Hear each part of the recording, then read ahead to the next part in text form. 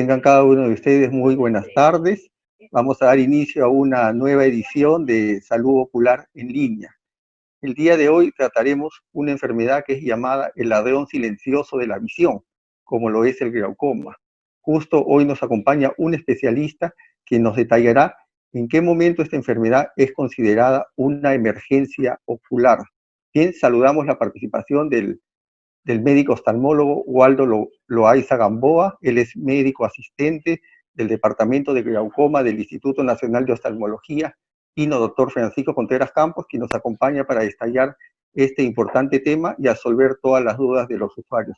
Doctor Loaiza, tenga usted muy buenas tardes y queda listo para dar esta presentación el día de hoy. Muy buenas tardes a todos. Vamos a tratar este tema que nos atañe todos los días. Vemos este tipo de pacientes y más aún las emergencias en general, en este caso la emergencia ocular en particular, digamos, es de mucha importancia en épocas como las que estamos viviendo, ¿no? Entonces, bueno, el tema que me mandaron a revisar es sobre emergencias en glaucoma, ¿no? Pero para ubicarnos un poco en el contexto, estamos dentro de tenemos un grupo de enfermedades en oftalmología que son consideradas emergencias. Entre ellas el trauma mecánico, que puede ser a globo abierto o globo cerrado, trauma químico, que es muy frecuente ahora que se está usando mucho el hipoclorito de sodio, la lejía, que también es considerada una emergencia, el glaucoma agudo, en particular dentro del capítulo de glaucoma, la obstrucción de la arteria central de la retina y la neuropatía óptica isquémica arterítica. Dentro de este grupo, pues, lo que nos atañe en esta charla es el tercero, principalmente, el glaucoma agudo. Pero, la siguiente, por favor. Ok. Entonces, aparte de este tema de glaucoma agudo, quise poner unos dos tópicos más con respecto a hipertensión ocular secundario, que también es importante, y lo vemos los especialistas de glaucoma, así como la blebitis y la endoftalmitis. Entonces, ¿qué es el glaucoma agudo? Como su nombre lo indica, agudo significa algo repentino, algo que ha pasado repentinamente. Y la siguiente, que el paciente de un momento a otro, un paciente que está totalmente asintomático, no tiene una enfermedad concomitante, es un paciente muchas veces sano, no tiene hipertensión, diabetes, muchas veces, bueno, a veces sí, pero estamos llegando ya a una edad en la cual, probablemente los 35, 45, 55 años, donde tal vez puedan tener otras enfermedades concomitantes, pero muchas veces estos pacientes no tienen nada y simplemente de un momento a otro tienen un dolor de cabeza que nunca lo han tenido. Además, asociado a un dolor periocular, muchas veces que se puede confundir, y los pacientes a veces llegan al neurólogo, al psiquiatra, para ver por qué tienen este dolor tan severo y repentino, ¿no? Pero además, muchas veces cierran los ojos y no se dan cuenta que la visión está borroso por tanto dolor de cabeza, a veces no se dan cuenta de lo que está pasando. Y esto también está asociado al ojo rojo y a las náuseas y los vómitos. Y en este caso está muy, muy asociado a lo que es la presión intraocular, pero la presión intraocular muy alta. Se dice que la presión intraocular, que es por encima de lo normal, que es 20, 25, 30, 35, no da casi molestias. Pero cuando ya la presión supera los 35, 40, 50 milímetros de mercurio, presenta este tipo de síntomas, y que es muy, muy molestoso, muy severo, y los pacientes acuden a la emergencia a veces por otras causas, como lo había mencionado, o buscando otras causas, como les había mencionado. La siguiente. Entonces, ¿a qué se debe el glaucoma agudo, no? Tiene su fisiopatología, usualmente son pacientes con ojos pequeños, en los cuales, como aquí vemos, este es el ojito, y justo en esta línea va a pasar una tomografía y nos va a dar la imagen de arriba. Se ve mi puntero, ¿verdad? Hola, hola. ¿Aló? Sí, doctor. ¿Se ve mi puntero? No está apareciendo, doctor. A ver, puede... ¿Perdón? No está apareciendo el puntero. No. Ah, ya, ahora sí se ve, ahora sí se ve. Ya, ok. Entonces, como podemos ver, aquí es una línea que pasa a través de esta porción del ojo, y ahí vamos a ver la tomografía. Aquí vemos la córnea, que está en la parte de adelante, que es la parte transparente. Detrás de eso está la cámara anterior, Y esta línea roja que se dibuja ahí es la parte anterior del iris. Y se nota que aquí la parte anterior del iris está desplazado hacia adelante. Y en este ángulo, en el ángulo que se llama el ángulo camerular, eh, hay dos flechas ahí, perdón. La flechita hay una flecha pequeña que está en el lado derecho de la línea roja. Ese es, alguien me está ayudando, ¿verdad? No sé si aparece la flecha grande negra que estoy señalando. Creo que no está apareciendo mi flecha, la flecha negra. Está apareciendo el cursor solamente, doctor. Bueno, yo creo, bueno, mis sugerencias para las siguientes veces, yo creo que yo mismo podría pasar porque digamos, a veces en los dibujos y para poder explicarlo mejor, es mejor que yo maneje el puntero, ¿no? Bueno, entonces en la parte de arriba tenemos esta es una fotografía de una tomografía de coherencia óptica de la cámara anterior, y hacia el lado izquierdo de esto podemos ver que esta línea roja se junta con la parte de adelante, con la parte de la córnea.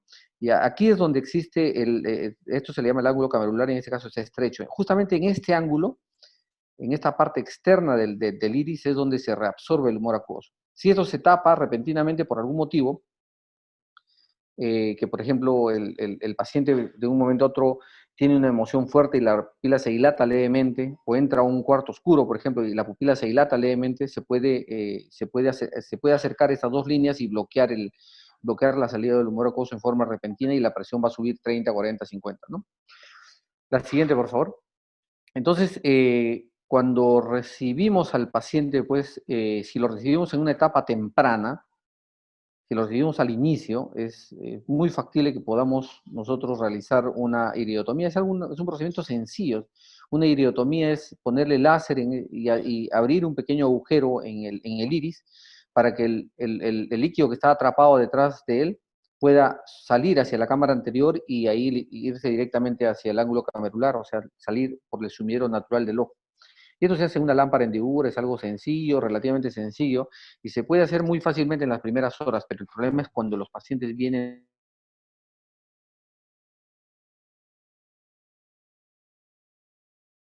más difícil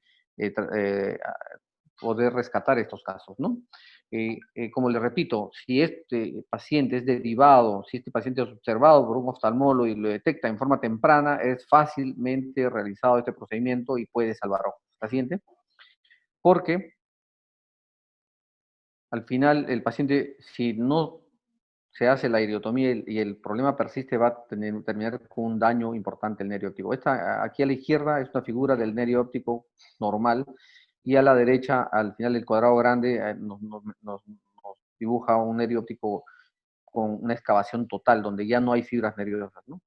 Y eso se traduce en la siguiente, por favor, en que el campo visual de lo que estaba normal, como este dibujo de aquí de la izquierda arriba, es lo que normalmente ve una persona, mientras va teniendo un glaucoma más avanzado, el campo visual se va a contraer y al final vamos a tener una visión central mucho más pequeña que esta y a veces solamente un puntito. Y es por eso es importante reconocer a estos pacientes, ¿no? A veces el paciente viene con un glaucoma tan avanzado y el paciente dice, doctor, pero si estoy viendo yo al centro, estoy viendo el arbolito, hay un nido en ese árbol y mis hijos no ven y yo veo todo eso, ¿por qué usted me dice que tengo glaucoma avanzado, ¿no? Y es porque el problema del glaucoma pues es un problema del campo visual. El campo visual se ha contraído. Y al final, en la última parte del glaucoma se va a esta parte central. La siguiente. Eso es con respecto al glaucoma agudo. Los otros tipos de emergencias que vemos usualmente los especialistas en glaucoma son aquellos que están relacionados a la elevación de la presión súbita, pero en forma secundaria a algo. En este caso, a diversas patologías del ojo, ya sea por un problema del mismo tejido en sí, del mismo cuerpo del paciente, o por alguna intervención que algún cirujano ha realizado en ese ojo, o por alguna exposición del paciente a medicamentos que pueden subir la presión en forma muy importante. Entonces, la siguiente, por favor. En este primer caso vamos a referirnos al a la subida de la presión por neovasos en el iris. Como ustedes ven aquí en la figura tenemos un ojito con la pupila con leve dilatación y al borde de la pupila no sé si pueden notar una mancha rojita. Estos en realidad son como unos arbolitos, son como telarañas de crecimiento de neovasos. Y estos neovasos pues van a crecer e inflamar tanto, se van a localizar justamente en la zona del sumidero del ojo y lo van a tapar. Entonces, las causas más frecuentes de esto son la retinopatía diabética, aquellos pacientes que ya tienen diabetes de larga data y tienen una isquemia retinal, o pacientes con obstrucción de la vena central de la retina, que también es una patología que se ve muy frecuentemente, muchas veces asociados a diabetes, a hipertensión arterial, a problemas de dislipidemias, entre otras, ¿no? Entonces, estos pacientes también son una causa muy frecuente de elevación de la presión repentina y con dolor súbito que lo vemos en emergencia. La siguiente, por favor. La siguiente causa de hipertensión ocular son los corticoides, el uso de corticoides. Se dice que el 30% de la población el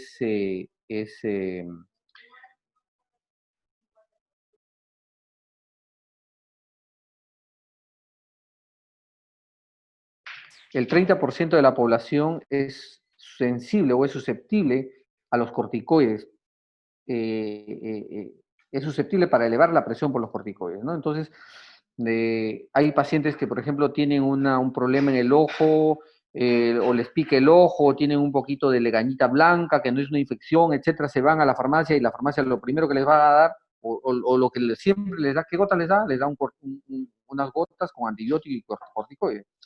Pero si lamentablemente caes en ese porcentaje de pacientes que son susceptibles a elevar la presión del ojo por el uso de corticoides, a veces están usando una semana, 10 días, y se les eleva la presión 30, 40, 50, 70 de presión. A veces son jovencitos que han estado usando cremas, por ejemplo, o chicas que han estado usando cremas para los granitos, el acné, o para las manchitas, a veces las señoras que utilizan corticoides para las manchitas en las manos, para las manchitas a nivel del cuello, en forma crónica, eso les puede afectar y les puede hacer subir la presión. Y a veces uno dice, no, pero de repente es por corticoides que están con gotitas o algo que está cerca del ojo, le pongo y aumenta. No, incluso se ha reportado el uso de corticoides en los pies. En forma general, si entra el corticoide a nivel sistémico, o sea, ya sea por vía oral, por intravenoso, por cualquier medio parenteral, puede elevar la presión si lo usa o sea, por varios días, ¿no? Se dice que a partir de las 2 semanas comienza a elevar la presión. Y el caso de niños es un caso muy especial. En ellos sí se ha reportado de que no es como los adultos, que a partir de las 2 semanas recién empieza a subir la presión, sino en el caso de niños a veces se ha reportado que hay casos que a las horas de empezar a usar corticoide sube la presión. Y además que en los niños a veces es difícil de tomar la presión, ¿no? Los niños no se van a dejar tomar la presión a menos que estén sedados.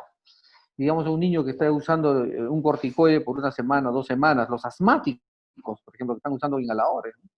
Entonces hay que tener un poco de cuidado ahí y hay que estar atentos en el uso de los corticoides que pueden subir mucho la presión y si la presión se sube mucho por varios días puede causar un daño irreversible de la visión. La siguiente, por favor.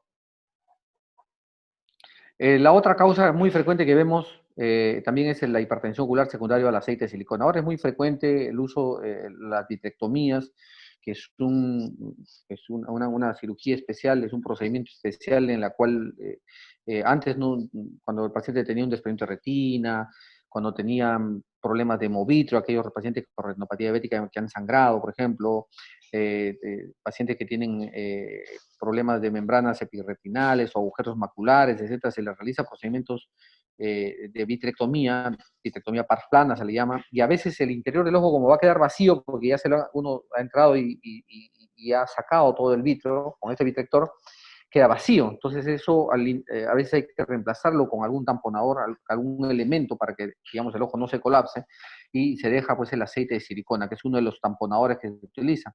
Y esto hay que sacarlo a los 6 meses. A veces los pacientes están más de ese tiempo y como en este caso, y ahí aparece la foto, el aceite de silicona es un aceite, y dentro del ojo en este caso hay agua y aceite, y el aceite pues va a flotar, se va a ir para la parte de arriba, y justamente ese aceite en toda la cámara anterior va tapar la salida del humor acuoso y puede producir también presiones intraoculares muy altas, ¿no?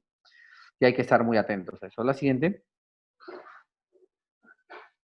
Y la otra causa de hipertensión ocular que quería revisar con ustedes son los traumas oculares. A veces el paciente se golpea tanto, pero alguien dice, sí, pero ya se ha golpeado, pues ya no hay herida, nada, ¿no? Pero el ojo se ha traumatizado en su interior. No estará abierto el ojo, no hay heridas en el ojo, pero el golpe ha sido tan fuerte que viene el paciente con un ifema. Esto se llama ifema en la cámara anterior, donde hay un acúmulo de sangre, que puede ser una de las causas de que se le sube la presión, pero también el mismo trauma puede haber dañado el trabéculo, haber producido al inicio una trabeculitis o después de varias semanas del trauma producir una cicatrización excesiva por una recesión angular, que se llama, es otra forma de lesión del ángulo donde está el sumidero, que después de unos días se cicatriza y ya no deja filtrar más y la presión se eleva y el paciente viene por emergencia, ¿no? Entonces, estas son las causas que les he mencionado y que quería repasar con ustedes desde el glaucoma de agudo,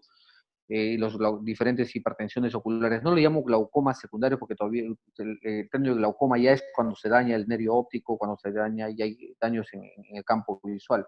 En este caso es hipertensión ocular, que es una etapa previa, entre comillas, que nos va a producir presiones tan altas que el paciente va a sentir dolor. La siguiente, por favor. Y lo último que quería revisar con ustedes, bueno, aparte de los postquirúrgicos también, una cirugía, por ejemplo, en este caso, una cirugía con un lente intraocular en cámara anterior y a veces se deja un poco más de viscoelástico, el paciente al siguiente día, 2, 3 días comienza a venir porque ese viscoelástico se ha atrapado y no tiene cómo liberarse de la cámara anterior que se eleva la presión.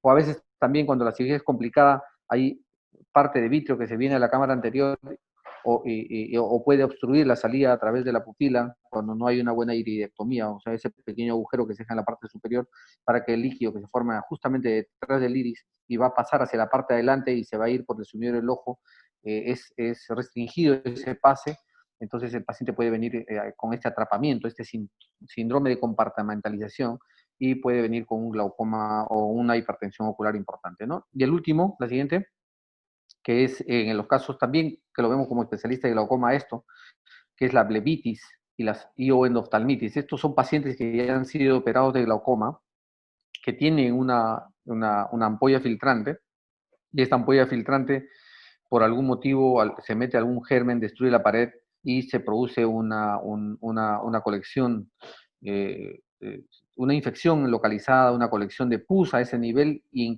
incluso todo este material purulento se queda en cámara anterior, y si esto sigue progresando, todo esto también se va a ir a la parte posterior, y ya cuando se va a la parte posterior, o sea, la parte del vítreo, ahí se le conoce como endoftalmitis. Muchas veces estos casos van a estar antes del inicio. Si es que se descubre solamente una blebitis, un tratamiento pues médico para que no progrese a una endoftalmitis, la cual sería ya un tratamiento quirúrgico o previamente con el uso de antibióticos intravítreos al inicio o una vitrectomía posterior, ¿no? La siguiente, este es un aspecto general. En esta lámina le muestro un aspecto general de lo que es el tratamiento que hay que realizar muchas veces en emergencia, ¿no? El tratamiento primero de la hipertensión ocular, que es tanto del glaucoma agudo de los otros tipos de hipertensión, es el control de la presión por diversos mecanismos. Como les había mencionado, una de ellas, en el caso del glaucoma agudo al inicio, es el uso de la iridotomía láser. También es importante el control del dolor, el paciente le duele muchísimo, hay que controlar el dolor y el control de la inflamación. Muchas veces finalmente el causante de de que el paciente se quede ciego es porque el ojo está tan inflamado que está todo sinequeado y está todo pegado, toda la zona del sumidero del ojo se ha pegado, no deja salir nada de humor acuoso fuera del ojo y es muy difícil el control. Y como último es el tratamiento de la infección, que también habíamos mencionado que eso, en el caso de las blebitis y las endoftalmitis hay que controlar la infección, el control del dolor y el control de la inflamación, que son muy importantes. La siguiente creo que es la última, ¿verdad? Bueno, agradezco su atención y por favor, me dijeron que sea una clase corta, creo que han sido unos 20 minutos, y espero más bien las preguntas de ustedes. Ya tenemos algunas preguntas que nos han hecho llegar por interno. Doctor, ahora que las personas se encuentran en su casa en la mayoría de los casos, ¿cómo identificar que está teniendo un cuadro de glaucoma o un incremento de la presión intraocular? ¿Hay algunos síntomas, algunas señales, algunas alertas? Sí, como les había mencionado, lo que se va a tener es un dolor súbito. Cuando hablamos de glaucoma agudo, en este caso, o hipertensión ocular repentina, que es que nos atañe a esta pequeña charla, hablamos de elevar la presión del ojo. Si la presión del ojo se eleva, como les había mencionado, lo normal es hasta 20, pero si se eleva a 25, 30, 35, el paciente no va a tener ni una molestia, nada. Pero cuando ya las presiones se elevan por encima de 40, 50, el paciente va a tener muchísimo dolor, va a tener cefalea, dolor periocular, dolor de cabeza, náuseas, vómitos, el ojo rojo y disminución de la visión, ¿no? Y es importante identificar cuando ocurre cualquiera de estos problemas y acudir inmediatamente para que se le baje la presión, porque se dice, es la regla del 5-5. 50 de presión, 5 días. Es lo máximo que puede resistir el ojo. Después si tienes 50 de presión con 5 días, después de eso el ojo queda muy mal. Entonces hay que intervenir antes, ¿no? Doctor, tenemos otra consulta. ¿Hay algunas enfermedades que pueden desencadenar la aparición del glaucoma? Sí, el glaucoma está asociado a múltiples enfermedades. Dentro de la clasificación de glaucoma, pues existe el glaucoma primario y el glaucoma secundario, ¿no? El más frecuente de todos es el glaucoma primario. El glaucoma primario es un glaucoma que aparentemente no está relacionado, no hay una causa secundaria, por eso se llama primario, pero sí está asociado a algunos, ¿puedes abrir un poco la ventana? Sí está asociado a algunos factores como pacientes miopes, por ejemplo, pacientes con diabetes también que se ha asociado al glaucoma primario. Y los glaucomas secundarios son aquellos glaucomas que son secundarios a algo, por ejemplo, los glaucomas pseudocolativos, que es que en algunas regiones del mundo es una de las causas principales de glaucoma. Los diabéticos también pueden hacer glaucoma, por ejemplo, el glaucoma neovascular, que es un glaucoma secundario, que es producido posterior a una retinopatía diabética. Bueno, los secundarios a trauma, como también les he mencionado, ¿no? Pacientes que se han traumatizado, al final van a tener pacientes que han tenido un trauma ocular van a tener una alteración en el sumidero del ojo y esto va a producir una mal escape de líquido del humor acuoso, o sea, del líquido que se está formando dentro del ojo. Sí. Doctor, otra consulta. Si una persona tiene la presión arterial elevada, ¿va a tener también la presión intraocular elevada o no necesariamente? No necesariamente, no está relacionada, no hay una relación directa en sí, pero en forma aguda, pero sí en forma crónica hay una teoría vascular que tiene que ver con la irrigación a nivel de la cabeza, el nervio óptico. Es toda una teoría vascular en la cual nos dice de que si hay una mala irrigación crónica puede inducir o puede ser una de las causas de glaucoma, ¿no? Pero en realidad no está probado. Y técnicamente no existe una relación directa que si se eleva la presión del cuerpo, se eleva la presión del ojo, ¿no? Tal vez sí, lo que sí puede estar, hay una relación más o menos directa es con la presión venosa, pero no con la presión arterial, la presión que nos tomamos diariamente, ¿no? Sino la presión venosa. Eh, si se eleva la presión venosa, sí puede inmediatamente elevar la presión intraocular, ¿no? La presión venosa es la presión de retorno, la presión ya de los vasos venosos, ¿no? Y eso no es lo que nos tomamos con un examen eh, con la toma de la presión arterial, ¿no? Presión arterial, por eso se llama. Sí. Doctor, tenemos otra consulta. En muchos de los tratamientos de diversas patologías oculares se hace uso de los corticoides. ¿Cuál sería la recomendación? La recomendación, pues, como en todo uso de estos medicamentos, es que se haga con un control exhaustivo de su médico oftalmólogo. Probablemente que les va a ir tomando la presión cada cierto tiempo. Y hay pacientes que sí requieren, pacientes, por ejemplo, que tienen un edema macular diabético, que van a necesitar corticoides intravítreos, pacientes con obstrucción de venas centrales de la retina que también tienen un edema de mácula, van a necesitar, pacientes uveíticos, van a necesitar a veces corticoides por larga data, están usando meses o años los corticoides. ellos sí van a necesitar los corticoides en el ojo, ¿no? Pero también hay pacientes, como les había mencionado, asmáticos, que van a necesitar corticoides para controlar su asma, pacientes con problemas autoinmunes, la artritis reumatoidea, lupus y muchas otras que necesitan el uso de corticoides por un determinado tiempo antes de que se les empiece otros medicamentos no biológicos, ¿no? O biológicos también. Entonces, mientras están usando los corticoides por cualquier vía, ya sea por vía endovenosa, intramuscular, vía oral, intraarticular, spray nasal, spray para bronquial, tiene que haber un adecuado control de la presión, ¿no? Intraocular. Doctor, tenemos otra pregunta. ¿El glaucoma es hereditario? Mientras más tiempo paso en la computadora o leyendo me da fuertes dolores de cabeza. ¿Puede ser a consecuencia de eso? No, porque estás leyendo mucho rato y te duele la cabeza, no hay una relación directa, ¿no? Pero sí se habla de un carácter hereditario del glaucoma, ¿no? Y en el glaucoma primario, como les había dicho, que es el glaucoma más frecuente, hay una relación casi directa. O sea, si tienes papás con glaucoma y si tienes hermanos con glaucoma, más es con los hermanos, ¿no? Porque los hermanos han recibido los genes de los papás y si uno lo tiene, probablemente tus hermanos lo van a tener en un determinado porcentaje. Si tienes hermanos con glaucoma, que es la primera línea, la segunda línea son los padres con glaucoma, tienes que tener un control, porque muy probablemente, o sea, más que la población general, esta categoría de relación, estos pacientes van a tener más chance de tener glaucoma que la población general. Entonces van a Sí, necesitar un control.